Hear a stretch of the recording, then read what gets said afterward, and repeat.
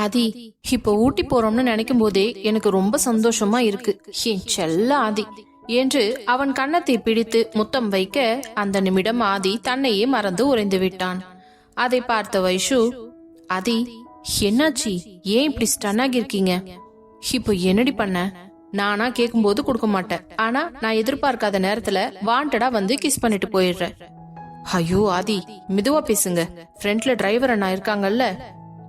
அதெல்லாம் இன்னும் கொஞ்ச நேரம்தான், அதுக்கப்புறம் வேற ஒரு செட்டப் வச்சிருக்கேன். என்ன ஆதி சொல்றீங்க? அப்படி என்ன செட்டப் வச்சிருக்கீங்க? சொல்றேன்டி, அதெல்லாம் உனக்கு இப்ப எதுக்கு? என்ன ஆதி நீங்க எப்ப பாரு இதே மாதிரி ஏதாவது சர்ப்ரைஸ் வச்சுட்டே இருக்கீங்க. எனக்கு அதை நினைச்சு நினைச்சு மண்டையெல்லாம் பிச்சுக்கும் தெரியுமா? ரொம்ப பிச்சுக்காத, தலையில இருக்கிற முடியெல்லாம் பிச்சுக்கு போகுது என்று கூற அப்படியே கார் நீண்ட தூரம் சென்று கொண்டிருக்க, அப்பொழுது ஆதி வைஷுவிடம், வைஷு உனக்கு பசிக்குதாடி, நம்ம சாப்பிட்டுட்டு போலாமா? சாப்பிடலாம் ஆதி, டிரைவர் அண்ணாவும் பாவம், அவரும் பசியோட இருப்பாருல்ல. அது சரி டிரைவர், வண்டி எங்கேயாவது ஒரு ஹோட்டல் பார்த்து நிறுத்துங்க, நம்ம டின்னர் சாப்பிட்டுட்டு கிளம்பலாம். சரிங்க சார் என்றவர் பின்பு தேடிக்கொண்டே வந்து நல்லது ஒரு ஹோட்டலை பார்த்து நிறுத்தினார். பின்பு இவர்கள் இருவரும் உள்ளே சென்று சாப்பிட அமர, அப்பொழுது டிரைவரை அழைத்த ஆதி, அண்ணா உங்களுக்கும் என்னெல்லாம் வேணுமோ எல்லாமே சாப்பிட்டுக்கோங்க, கூச்சப்படவே படாதீங்க. சார் இதெல்லாம் நீங்க சொல்லணுமா? எத்தனை வருஷமா உங்க வீட்டுல வேலை செய்யற, நீங்க எங்களை எப்படி பாத்துப்பீங்கன்னு எனக்கு நல்லா தெரியும். சரிங்கண்ணா, நீங்க போய் சாப்பிடுங்க, சாப்பிட்டு முடிச்சிட்டு நான் சொன்னேன்ல அதெல்லாம் கொஞ்சம் ரெடி பண்ணிடுங்க வண்டியில. கண்டிப்பா சார் என்று கூறியவர் பின்பு தனியாக சென்று அமர்ந்து சாப்பிட தொடங்கினார்.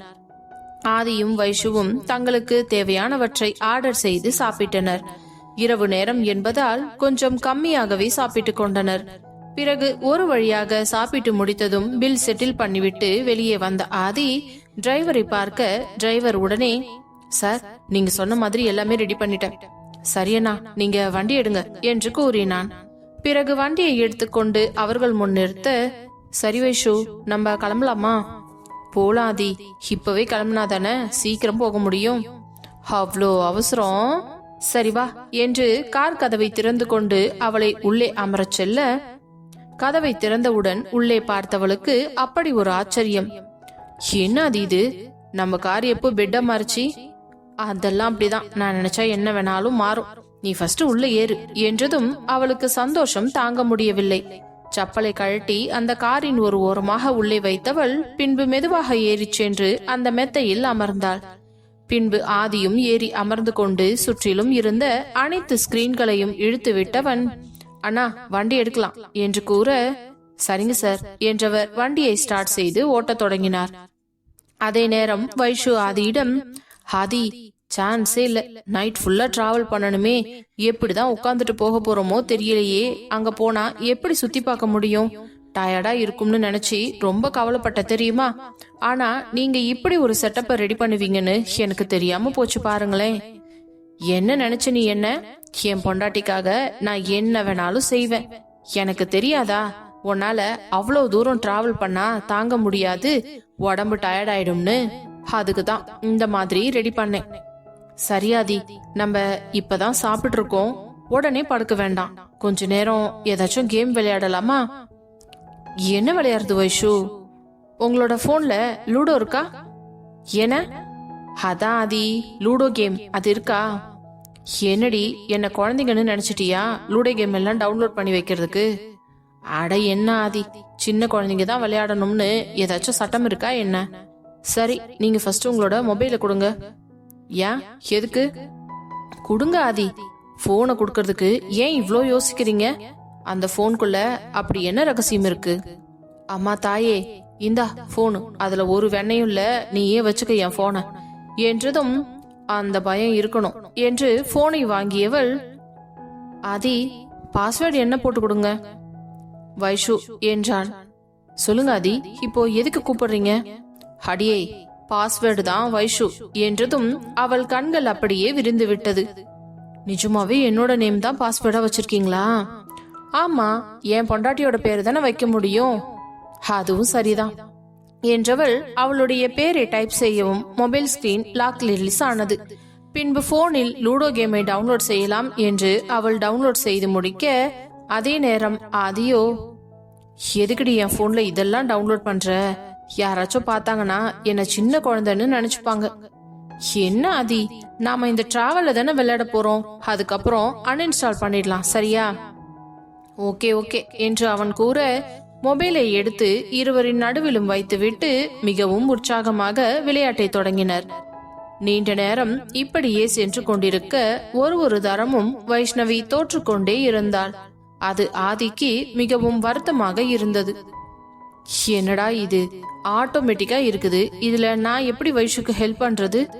பாவம், அவ ஒரு டைமும் இப்படியே தோத்துட்டு இருந்தா எனக்கு தான் கஷ்டமா இருக்கே என்றவன் கடைசி விளையாட்டு விளையாடி கொண்டிருக்கும் பொழுது பாதியிலேயே, சரி வைஷு, எனக்கு பயங்கரமா தூக்கம் வருது, நம்ம 2 பேரும் தூங்கலாமா? ஓகே ஆதி என்றவள் அந்த போனை எடுத்து அவன் கையில் கொடுக்க அந்த போனில் எதையோ நோண்டியவன் சட்டென்று அவளது கைவிரலை எடுத்து அதில் வைத்து அமுக்கினான். ஆதி, என்ன பண்றீங்க நீங்க? உன்னோட பிங்கர் பிரிண்ட் இதுல பதிய வைக்கிற. எதுக்கு? நீ ஒரு டைமும் என் போனை எடுக்கும்போது பாஸ்வேர்ட் போட தேவையில்லைல்ல, உன்னோட பிங்கர் பிரிண்ட டச் பண்ணினாவே ஆட்டோமேட்டிக்கா லாக் ரிலீஸ் ஆயிடும் என்றதும் தன் கணவன் தன் மேல் எவ்வளவு அன்பு வைத்திருக்கிறான் என்பதை புரிந்து கொண்டவளுக்கு மிகவும் சந்தோஷமாக ஆனது. பின்பு ஒரு வழியாக அவளது பிங்கர் பிரிண்ட் சக்சஸ்ஃபுல்லாக செட் செய்தவன், வைஷு, நம்ம 2 பேரும் சேர்ந்து ஒரு போட்டோ எடுத்துக்கலாமா? எடுத்துக்கலாமே, இது வரைக்கும் நம்ம 2 பேரும் சேர்ந்து ஒரு போட்டோ கூட எடுத்ததில்ல. ஆமாண்டி, நம்மளோட ஃபர்ஸ்ட் போட்டோ மறக்க முடியாததா இருக்கணும், அதுவும் இந்த டிராவல்ல. ஆமா ஆதி, செம்ம, சான்ஸே இல்ல, எடுங்க எடுங்க என்று வேகமாக அவனோடு நன்றாக நெருக்கமாக ஒட்டிக்கொண்டு அவன் கன்னத்தோடு கன்னம் உரசுவது போல முகத்தை வைத்துக் கொண்டு அமர்ந்திருந்தாள். அவள் உடலில் இருந்த சூடு மெதுமெதுவாக ஆதியின் உடம்புக்கு பரவத் தொடங்கியது. அதனால் போட்டோ எடுப்பதில் கவனம் செலுத்த முடியவில்லை. இருந்தாலும் அப்படி இப்படி என்று ஒரு 2-3 புகைப்படங்களை எடுத்துவிட்டான். ஓகே ஆதி, போட்டோ எடுத்தாச்சு, நம்ம தூங்கலாமா என்று கேட்டு அவனை பார்க்க அவன் அப்படியே அவளை முழுங்கி விடுவது போல பார்த்து கொண்டிருந்தான். அந்த பார்வையின் அர்த்தம் புரிந்து கொண்டவள், ஆதி தூங்கலாமா என்று அவனை பிடித்து உழுக்க, ஆஹா வைஷு, தூங்கலாம் என்று தட்டு தடுமாறி கூறினான். ஆதி, அப்பப்ப ஏன் இப்படி ஸ்டக் ஆயிடுறீங்க?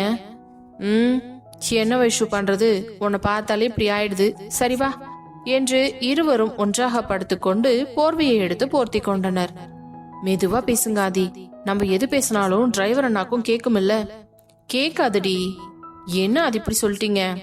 ஆமா, கேட்காது. நம்ம ஏதாவது பேசணும்னு நினைச்சா நமக்கு இங்க ஒரு ஸ்விட்ச் இருக்கு, அத பிரஸ் பண்ணிட்டு உன்ன நம்ம பேசினாதான் டிரைவருக்கு கேட்கும்.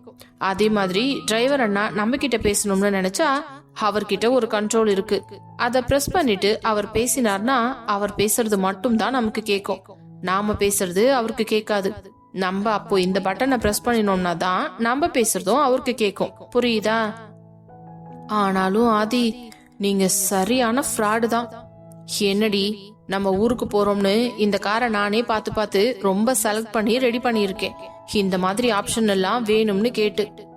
அது சரி, இப்போ உங்களுக்கு தேவைப்படுது, ஓகே, இதுக்கு முன்னாடி ஏன் இப்படி தேவைப்பட்டுச்சு என்றதும், ஐயோ அப்படியெல்லாம் சந்தேகமா பார்க்காதடி, எனக்கு பொதுவா தனிமையில இருக்கதான் பிடிக்கும், யார்கிட்டயும் பேசுறதோ எதுவுமே பிடிக்காது.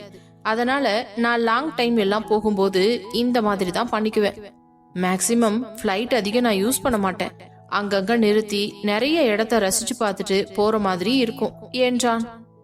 வாவ் ஹதி, இந்த ஐடியா எவ்வளவு சூப்பரா இருக்கும் தெரியுமா என்றவளை அப்படியே பிடித்து இழுத்து தன் மார்பில் போட்டுக்கொண்டு, நீ எது சொல்றதா இருந்தாலும் இங்க படுத்துட்டு சொல்லு, அதை விட்டுட்டு 1/2 கிலோமீட்டருக்கு அந்த பக்கம் போய் படுத்துக்கிட்டு எல்லாம் சொல்லாத, புரியுதா?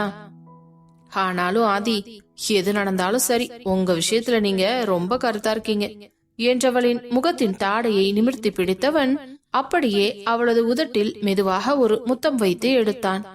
அதில் பெண்ணவளின் உடல் தூக்கி போட்டது. அதை உணர்ந்து கொண்டவன், என்னாச்சுடி என்று கேட்க, என்னன்னே தெரியல ஆதி, நீங்க ரொம்ப கிட்ட வந்து என் பக்கத்துல இந்த மாதிரி ஏதாச்சும் பண்ணாலே எனக்கு உடம்பெல்லாம் பதறுது, நடுக்க ஆரம்பிச்சிடுது என்று கூறியதும், என்னடி இது சின்ன புள்ள மாதிரி சொல்லிக்கிட்டு இருக்க ஆதி என்று முறைத்தவளை சரி சரி ஓகே, அப்புறம் நான் ஏதாவது கேட்டேன்னா உடனே என்ன கிழவன்னு சொல்லிடுவேன். It's okay. உனக்கு இந்த கிஸ் பிடிச்சிருந்துச்சா? நல்லாதான் இருந்துச்சு, ஆனா சட்டுன்னு முடிச்சிட்ட மாதிரி ஒரு ஃபீல். ஓ, நீ அப்படி வரியா? நான் இப்பதானே ஸ்டார்ட் பண்றேன், கொஞ்சம் மெதுவா போவோம் என்று நினைச்சேன் என்று கூறவும், நல்லா போனீங்க மெதுவா, நான் இவ்வளவுதானோன்னு நினைச்சேன். அடிங்க, என்னடி நீ என்றவன் அவளை அப்படியே கீழே தள்ளிவிட்டு அவள் மேல் ஏறி படர்ந்து அவள் உதட்டினை நீண்ட நேரமாக சிறை செய்து கொண்டிருந்தான். வண்டி ரொம்பவும் ஆடாமல் அலுங்காமல் குலுங்காமல் சீரான வேகத்தில் சென்று கொண்டிருந்தது. அதனால் அவர்களின் முத்தம் எவ்வளவு நேரம் நீண்டது என்று தெரியாமல் நீண்டு கொண்டே இருந்தது. ஒரு கட்டத்திற்கு மேல் வைஷ்ணவியால் தாங்கிக் கொள்ள முடியவில்லை. பதிலுக்கு அவளும் அவனுக்கு தன் முத்தத்தினை பதித்துக் கொண்டிருந்தாள். இருவரும் ஒருவரது உயிரை இன்னொருவர் உறிஞ்சி எடுத்துக் கொண்டிருந்தனர். பின்பு மெதுவாக அவளை விடுவித்தவன், ஓகே வைஷு, ரொம்ப டைம் ஆயிடுச்சு, இப்ப நம்ம தூங்கலாமா? ஆதி, உங்களுக்கு இது போதுமா? இல்ல, எனக்கு இதெல்லாம் பத்தாதுதான், இருந்தாலும் இது டிராவல் டைமா இருக்கே, அதுக்காக பாக்குறேன். எதா இருந்தாலும் உன்னை ஊட்டிக்கு போய் வச்சுக்க வேண்டியதுதான் என்று கூறியதும் அவளுக்கு இன்னும் பதட்டம் அதிகமானது. ஐயோ ஆதி, நீங்க இப்படி எல்லாம் சொல்ல சொல்ல எனக்கு ரொம்ப பயமாவும் பதட்டமாவும் ஆகுது என்றதும் அவள் நிலைமையை புரிந்து கொண்டவன், சிச்சி வைஷு, நீ பயப்படுற அளவுக்கெல்லாம் ஒண்ணும் இல்ல, சரியா? அப்படியெல்லாம் நான் ரொம்ப கொடுமைக்காரனும் இல்ல, மோசக்காரனும் இல்ல என்றதும் அவள் முகம் லேசாக சமாதானம் அடைந்தது. அப்போது ஆதியின் மனதில் ஒரு விஷயம்தான் வந்து போனது. வைஷு ரொம்ப சின்ன பொண்ணா இருக்கா, ரொம்ப பயந்த சுபாவமா வேற இருக்கா. இந்த விஷயத்துல இவளை எப்படி நம்ம டீல் பண்ண போறோமோ தெரியலையே. திடீர்னு ஏதாவது பயந்து கத்திட்டானா மான மரியாதையெல்லாம் காத்துல பறந்துருமே என்று யோசித்துக் கொண்டு இருந்தவன் மெதுவாக அவளை தன்மேல் படுக்க வைத்துக் கொண்டு, வைஷு, எனக்கு ஒரு சந்தேகம். என்ன சந்தேகம்? நம்ம ஊட்டி போனதுக்கு அப்புறம் 2 பேரும் சேர்ந்து லைஃப ஸ்டார்ட் பண்ணுவோம் இல்லையா என்று கேட்க அவள் முகம் வெட்கத்தில் சிவந்து விட்டது. என்று ஒற்றை வார்த்தையை மட்டும் முதிர்த்தவள் அமைதியாக இருக்க, அப்பொழுது ஆதியோ, நான் ஏதாச்சும் பண்ணும்போது நீ பயந்து எதுவும் கத்திட மாட்டியே? அப்படி ஏதாவது பண்ணிட்டேனா எனக்கு ரொம்ப அசிங்கமா போயிடும்டி என்றதும் அவனை பார்த்து குபீர் என்று சிரித்தவள், ஐயோ ஆதி, நீங்க இருக்கீங்க பாருங்க, உங்களோட எப்பவுமே எனக்கு ஒரே காமெடி தான். என்னடி இப்படி சிரிக்கிற?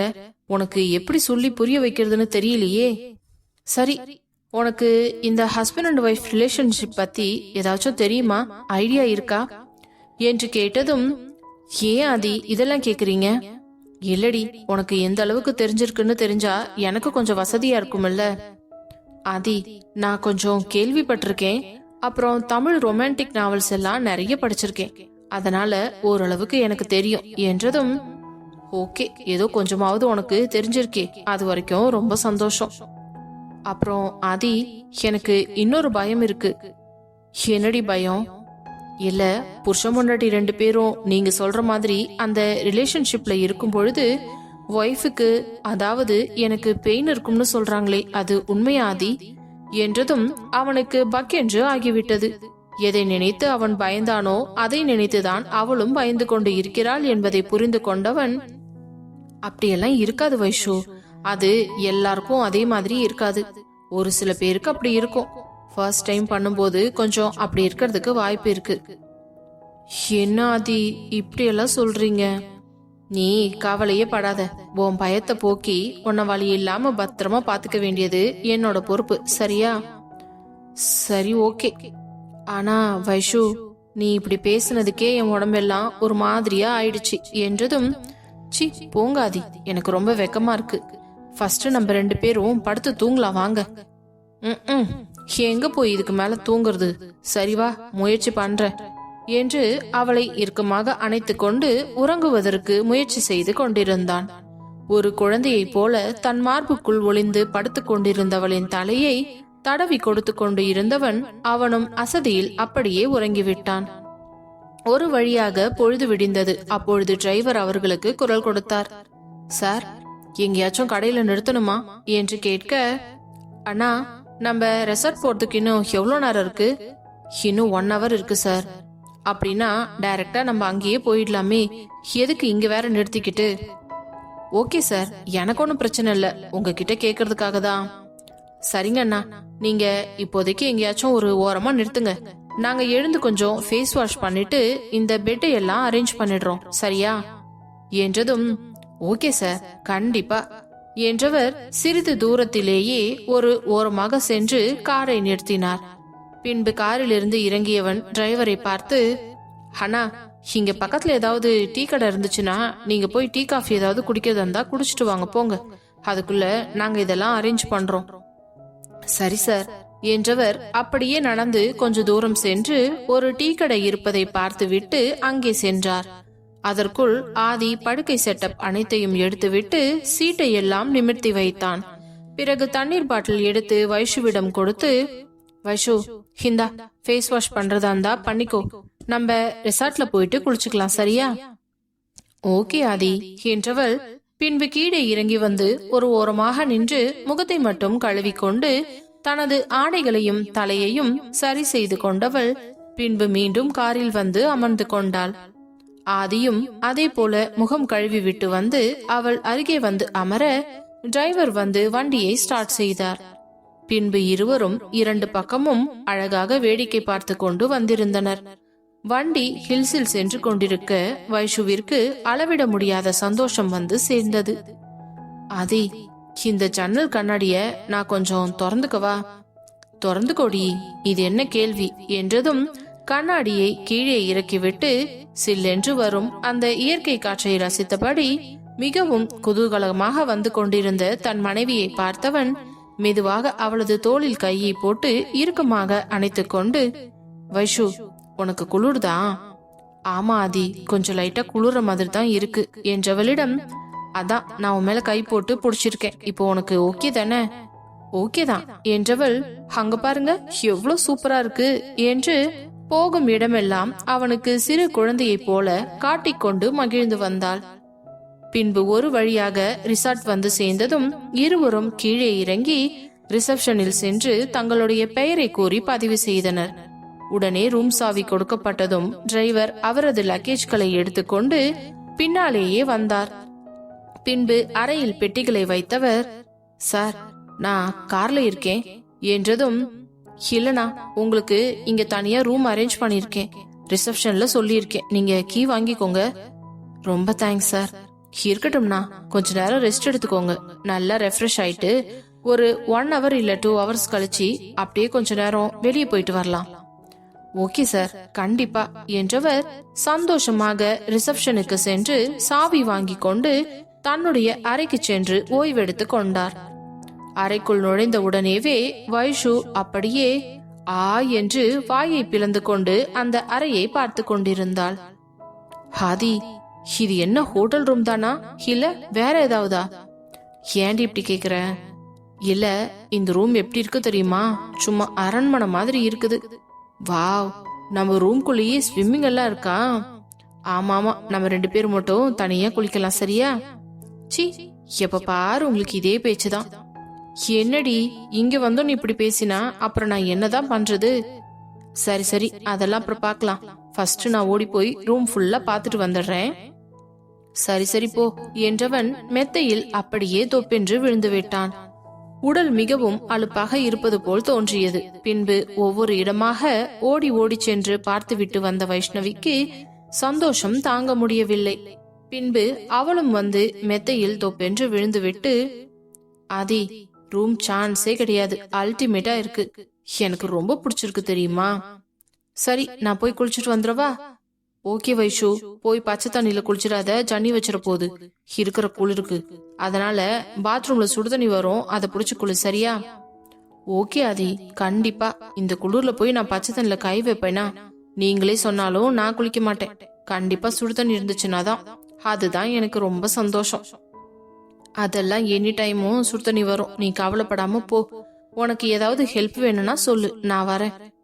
இல்ல, அதெல்லாம் ஒண்ணு வேண்டாம், எல்லாத்தையும் நான் பாத்துக்கிறேன் என்று வேகமாக தனது பெட்டியை எடுத்து மெத்தை மேல் வைத்து அதில் இருந்த ஒரு நைட்டியை எடுத்து கொண்டவள் பின்பு குளிப்பதற்காக சென்றாள்.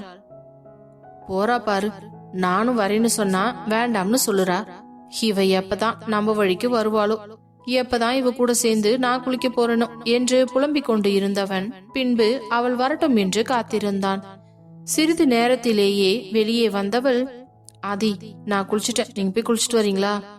ஓகேடி என்றவன் தனது ஆடைகளை எடுத்துக்கொண்டு குளிக்க சென்றான். அவன் வருவதற்குள் உடைமாற்றிவிட்டு தயாராக இருந்த வைஷு தனது அலங்காரங்களை எல்லாம் செய்து கொண்டிருந்தாள். பின்பு வெளியே வந்த ஆதி, வைஷு என்னடி சுடிதார் எல்லாம் போட்டிருக்க? ஆமா, நம்ம வெளியூர் டூருக்காக வந்திருக்கோம் இல்லையா, இங்க கொஞ்சம் அப்படி இப்படி இருந்துக்க வேண்டியதுதான். அப்படியா? அப்படின்னா உனக்கு நான் கொஞ்சம் ஷார்ட் ட்ரெஸ் எல்லாம் வாங்கி தரேன், அதை போட்டுக்கிறியா? நான் மாட்டேன்பா, அந்த மாதிரி ஷார்ட் ட்ரெஸ் எல்லாம் நான் போட மாட்டேன்.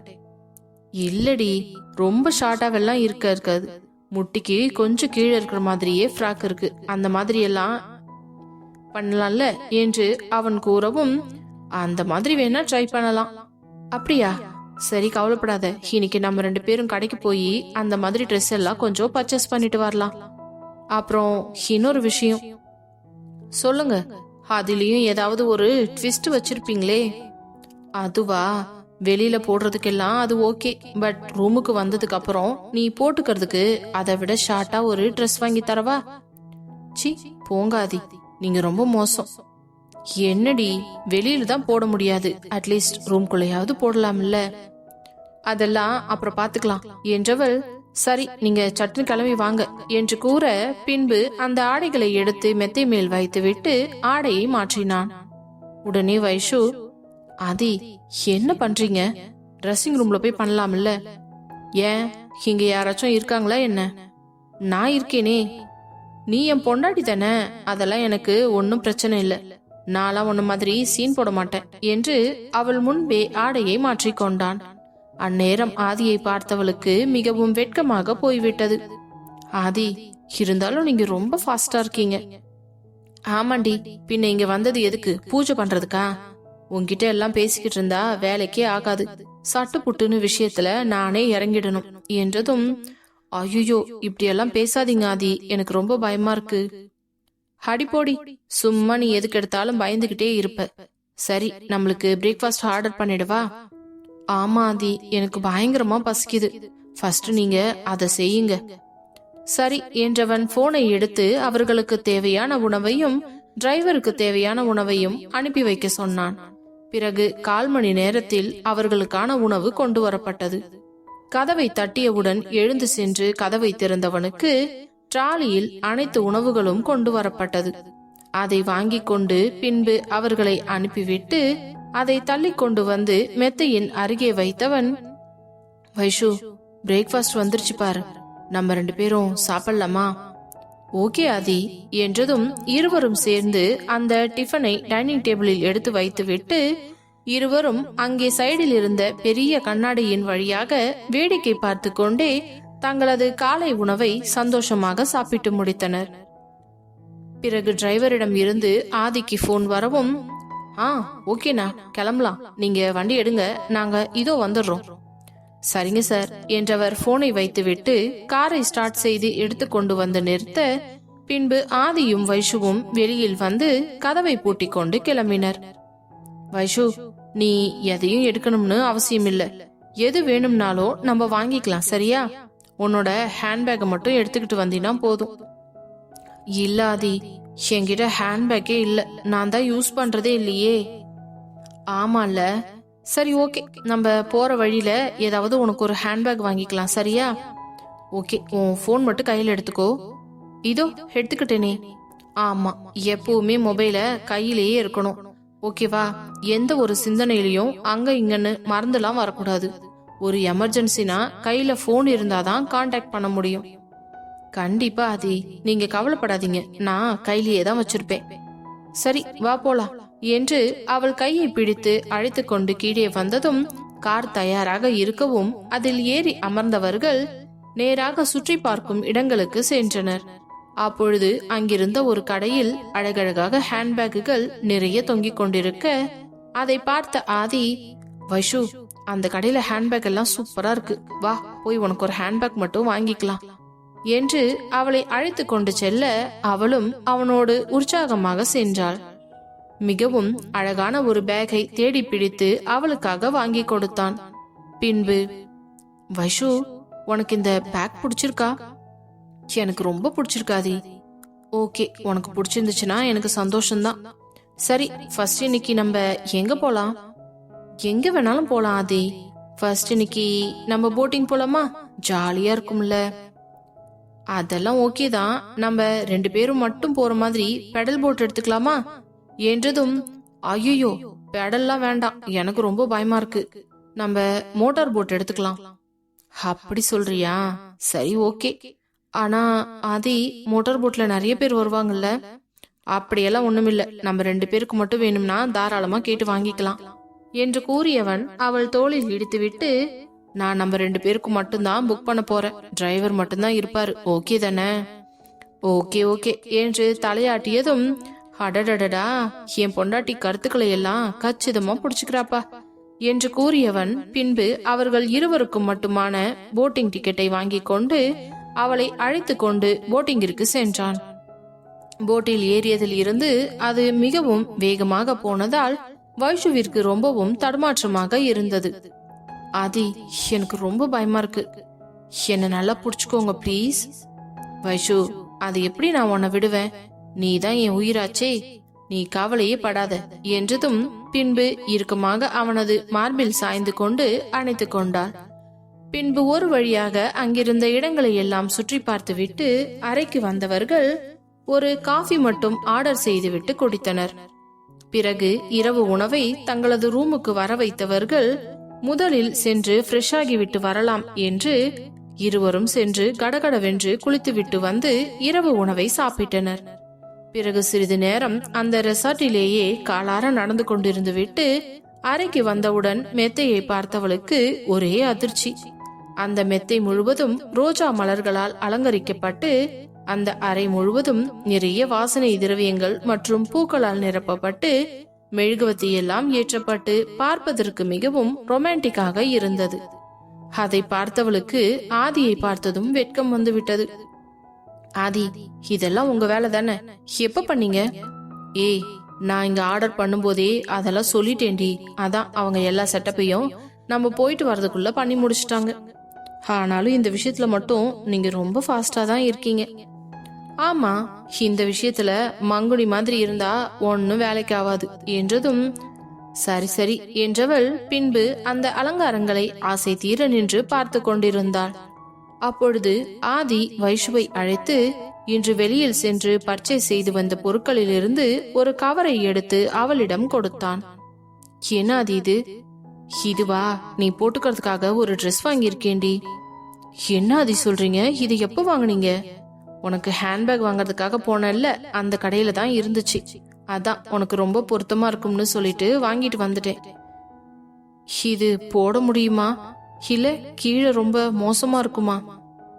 அவ்வளவு மோசம் எல்லாம் இருக்காது, கொஞ்சம் கவர்ச்சியா இருக்கும்னு வச்சுக்கோயேன். சி, என்ன ஆதி நீங்க இப்படி எல்லாம் பண்றீங்க?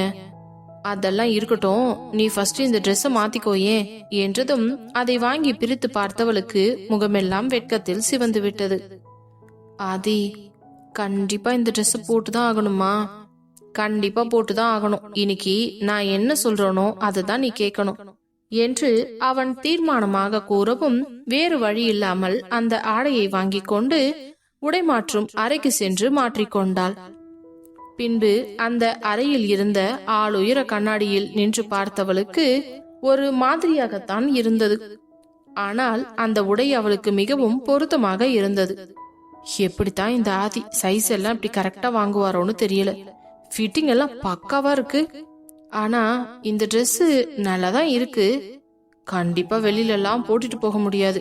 இவரோட ஆசைக்காக இன்னைக்கு ஒரு நாள் மட்டும் போட்டுக்க வேண்டியதுதான். அதுவும் இல்லாம இவ்ளோ கஷ்டப்பட்டு இந்த ரூம் எல்லாம் டெக்கரேட் பண்ண சொல்லியிருக்காரு. அட்லீஸ்ட் அவரோட ஆசைக்காகவாது நம்ம இத செஞ்சே ஆகணும்.